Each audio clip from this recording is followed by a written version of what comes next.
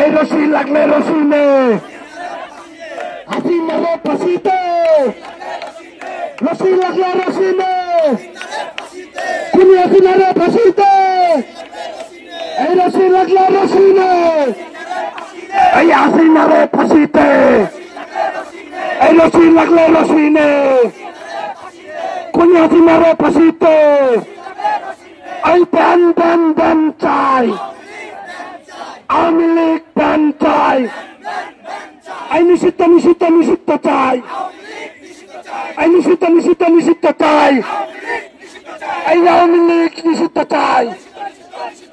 গোপালগঞ্জে হামলা কেন? ইন্টারিম জবাব চাই।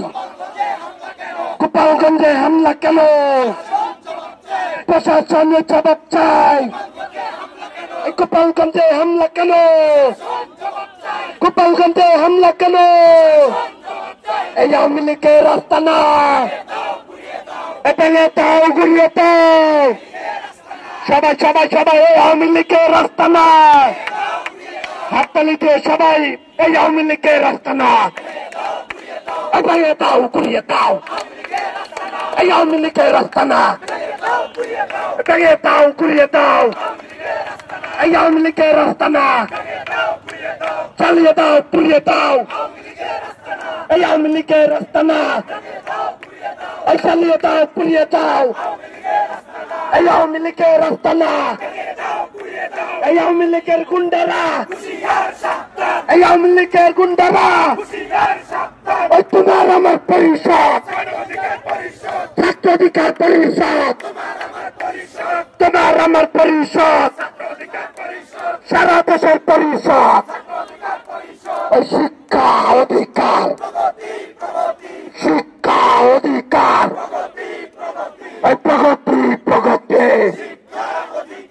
নেতাকর্মীরা আওয়ামী লীগ নিষিদ্ধের দাবিতে প্রতিনিয়ত বিভিন্ন ধরনের কর্মসূচি পালন করে যাচ্ছিল। আমরা দেখতে পেয়েছি গোপালগঞ্জ ফ্যাসিস্টের আস্তানা, গোপালগঞ্জের প্রত্যেকটা দপ্তরে পরিদপ্তরে সব জায়গায় এখনো ফ্যাসিবাদের দালালরা বহাল তবিয়তে রয়েছে।